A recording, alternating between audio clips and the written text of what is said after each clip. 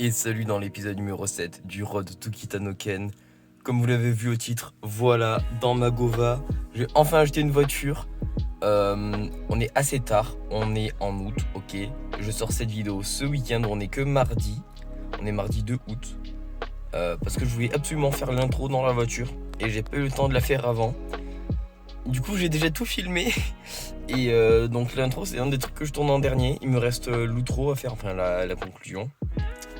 Donc voilà, bref, ce mois-ci, il s'est passé pas mal de choses. Vous allez voir de toute façon dans la vidéo. Outre que l'achat de la voiture, j'ai fait un autre achat qui est plutôt sympa. En vrai, on va pas se mentir. Voilà. Je sais même pas ce que je dois dire. Ce que je dois dire dans l'intro. Au pire, ce que j'ai oublié, je le dirai en conclusion une fois que j'aurai fini le montage. Au moins comme ça, je suis sûr d'avoir rien oublié. Le tour de la voiture, je vous le ferai dans le prochain épisode, je pense, parce qu'il faut que je commande des trucs que j'ai pas encore commandés. Voilà, donc une fois que je les aurai commandés, je vous ferai le petit tour bien monté, bien tout quali, tout ce que vous voulez. Voilà, ça va arriver le mois prochain, je pense. Donc voilà, bref, là il est 7h15. Et je vais partir à Alès tout seul, j'ai 60 km à faire. Je dis bonjour à la dame qui passe parce que voilà. D'ailleurs, dites-moi ce que vous pensez de la nouvelle intro. Donc elle existe en 3 couleurs, voilà, donc elles vont s'afficher autour de moi.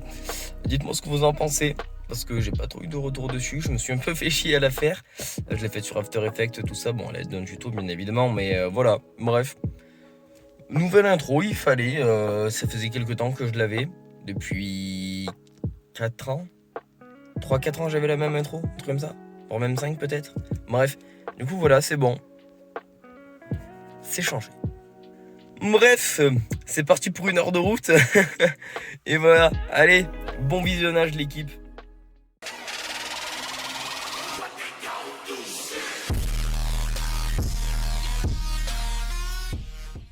Vous l'attendiez tous, voici le retour de Dr Samuel.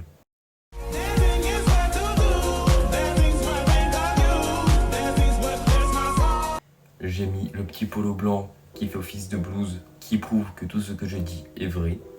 Et aujourd'hui, comme promis dans la dernière vidéo, je vais vous parler de la différence entre une gynécomastie et une adipomastie.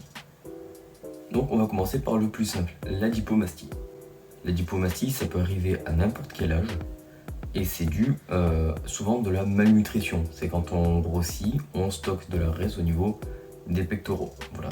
Donc c'est tout simplement un amas de tissu adipeux au niveau des pectoraux. Donc ça commence à se soigner, soit avec un bon régime et du sport. Donc il y a tout qui part. En revanche, si l'adipomastie est trop importante, il y aura toujours un stock. Donc ça, pour le guérir, le seul moyen sera une opération, autrement dit une liposuction, pour virer l'amas de tissu adipeux. Et donc là, peu importe quand vous reprendrez du poids, vous ne reprendrez pas au niveau des pectoraux. Et de l'autre côté, on a la gynécomastie. Elle arrive plutôt au niveau de l'adolescence, parce que pendant la puberté, on est censé avoir une balance entre la testostérone, l'hormone masculine, et l'œstrogène, l'hormone féminine. Donc on est censé produire beaucoup plus de testostérone que d'œstrogène. Sauf que parfois, la balance est quelque peu déséquilibrée. Et qu'est-ce qui se passe ensuite? Il y a l'apparition d'une glande mammaire. Donc c'est-à-dire que vraiment l'homme a des seins à proprement parler parce qu'il a une glande mammaire sous le téton. Donc voilà à peu près à quoi ça peut ressembler avec un schéma.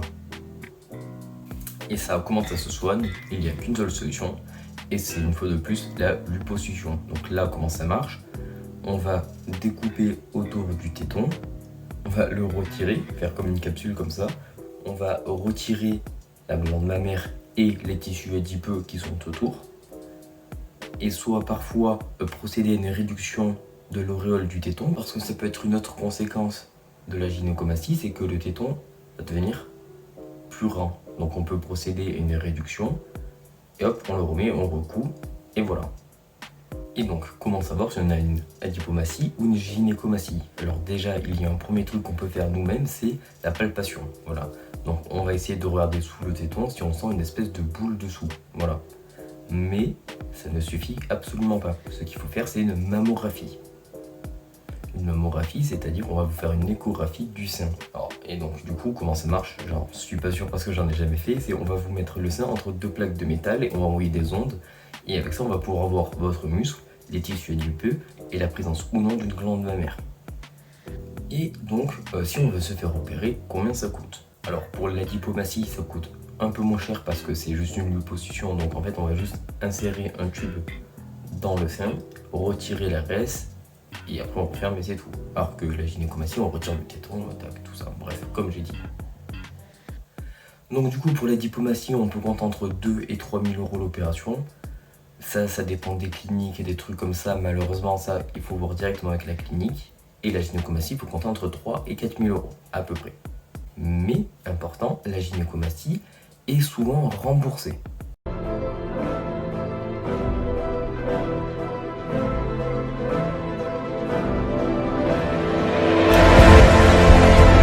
The prophecy is true.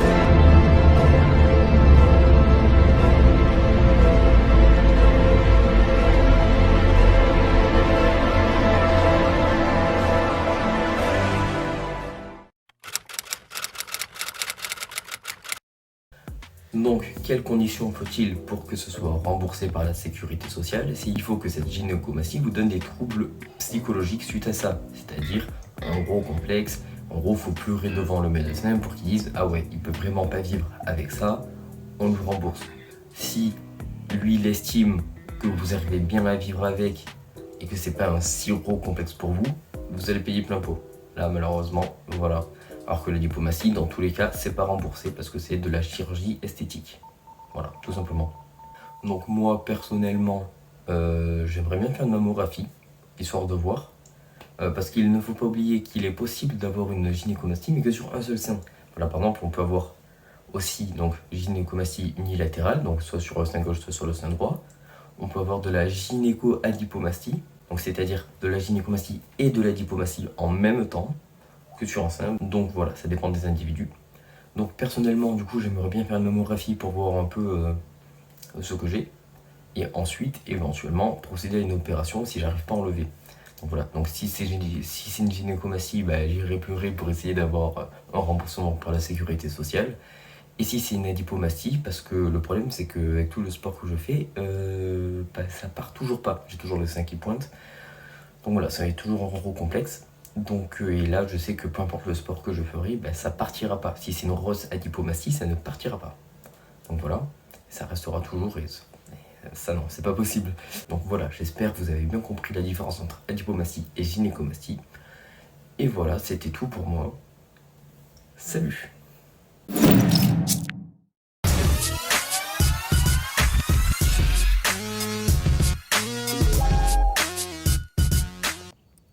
Salut, moi c'est XEZBeat et on est de retour pour la deuxième partie de Pimp My Bike. So wanna be a player, but your wings and fly. You gotta hit us up to get the beat done right. You've got to pimp my bike. Damn right. You've got to pimp my bike. La dernière fois, Alexandre nous avait montré un vélo des plus déplorables. Lourd, moche, il roulait pas. Bref, on a décidé d'intervenir d'urgence. Et après des mois de travaux sur ce vélo, on a enfin terminé. Il se trouve juste derrière moi. Vous n'êtes pas prêts pour ce que vous allez voir. Et le voici. Approchez un peu, je vais vous montrer. Ensuite, ça vous a pas échappé, les pédales. Pour les pédales, on l'a mis bien. On a mis des pédales en métal pour que ça puisse supporter son gros poids de cassos. Ensuite, pour les pneus, on lui a mis des jantes 25 pouces. Avec ça, il pourra rouler sur la concurrence facilement. Vous vous demandez peut-être ce que c'est ce truc blanc sous la selle. Approchez, je vais vous montrer. On lui a tout simplement mis une putain de poche à l'arrière de son vélo. Et à l'intérieur, on lui a mis des rustines et un démon de pneus. Par contre, pour la selle, c'est une selle Eco Plus. On n'avait plus le budget. Bref, c'est tout pour Pimp My Bike. C'était XEZBeat et je vous laisse avec la suite de la vidéo. Ouais, bien salut, petite intervention qui n'était pas prévue du tout, mais j'avais un peu envie de parler. Parce que là, du coup, je suis sur le chemin pour aller à la salle. On est lundi, il est un peu moins 17h, il est entre 17h moins 20, c'est comme ça. Et il fait chaud. C'est extrêmement chaud, donc là je suis parti, j'ai regardé le thermomètre. Il y avait 42 à l'ombre. Donc on peut compter de température à peu près de 45-46 au soleil. Il tape. Ça tape fort. Mais du coup, le conseil que je peux donner, c'est te pose pas de questions. Si tu dois te motiver à faire un truc, réfléchis pas aux choses chiantes. Juste, j'ai pris mon vélo. Je me suis dit, bah, comme d'habitude, je vais à la salle, un point c'est tout. Et donc, du coup, j'ai pris mon vélo, je vais à la salle. Le trajet, c'est un peu en enfer. Hop, j'arrête un peu de parler parce que là, il faut que je tourne.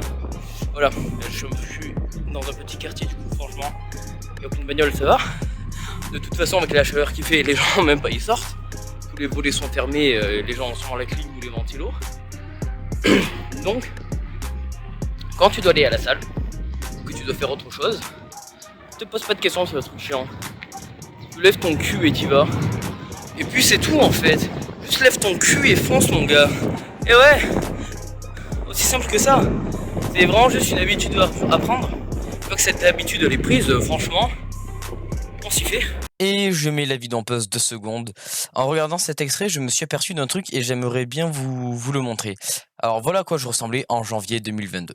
Je trouve personnellement que la différence au niveau du visage est assez impressionnante. Ça n'a vraiment plus rien à voir avec ce que c'est maintenant. Et du coup, bah, c'est important de faire un petit retour pour voir un peu l'évolution directement au niveau du visage. Parce que c'est vrai que quand on se voit souvent, on n'arrive pas forcément à bien voir la différence. Bref, maintenant que cette petite interlude est finie, on peut reprendre la vidéo tranquillement. Et puis voilà, allez, tchuss!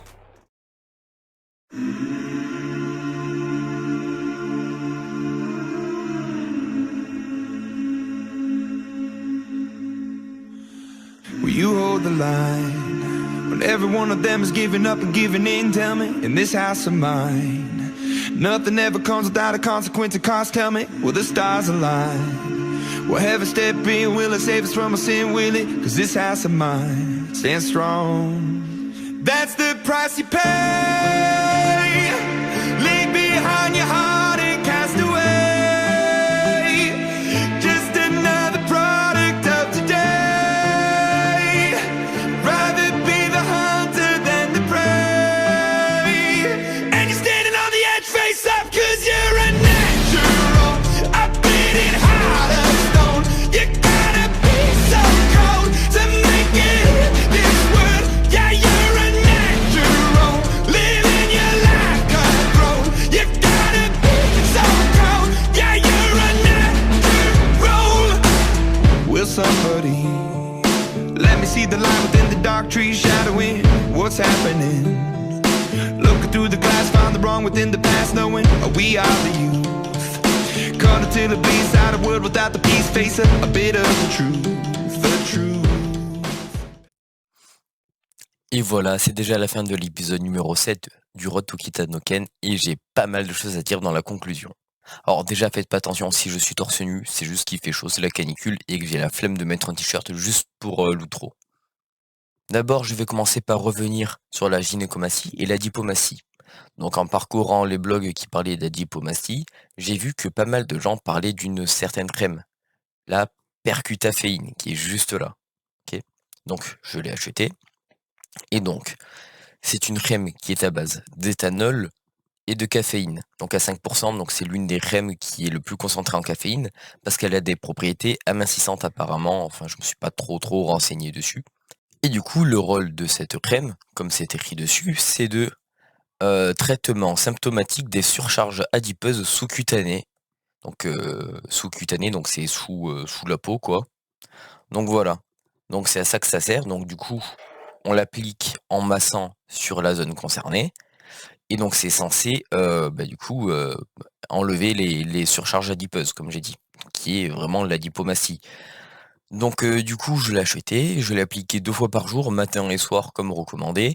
Donc ici s'affichent les photos que j'ai pris. Donc je les ai pris quasiment tous les jours. Et vous voyez que ça bouge pas beaucoup quand même. Du coup, ce que j'ai fait, c'est que j'ai essayé d'un peu mieux palper du coup sous le téton. Désolé, c'est un peu bizarre. Et j'ai l'impression de sentir une petite boule dessous, qui est un peu signe de gynécomastie du coup. Vu qu'en plus ça bouge pas, plus boule sous le téton. Voilà. Du coup, ce que j'ai fait, c'est que je suis allé voir un médecin et il m'a fait une prescription pour aller faire une radiologie. Donc tout ce que j'ai à faire là, c'est d'aller voir un radiologue pour qu'il me fasse une radio. Et donc pourquoi une radio et pas une mammographie comme j'ai dit plus tôt? Le médecin m'a dit qu'en fait il fallait, de la matière en fait pour, presser le sein entre les 2 plaques et que moi apparemment, bah, c'est pas assez gros pour pouvoir faire une mammographie en fait. Donc c'est pour ça que je vais tout simplement faire une radio. Ensuite concernant le vélo, bah, j'en suis trop content et son plus gros avantage par rapport à l'ancien, bah, c'est qu'il est beaucoup plus léger. Et du coup, bah, ça me permet d'aller plus vite. Donc là, c'est le temps et la vitesse que je faisais avant avec l'ancien vélo, et ici, les nouvelles. Donc on peut voir qu'il y a quand même pas mal de différences entre les 2. Bah, du coup, bah, c'est nickel. Moi, j'en suis ravi. Bon, je pense que j'ai assez parlé pour la conclusion. Pour le prochain épisode, je vous prépare du lourd. Ça sera plus axé vlog que muscu, mais vous verrez de toute façon.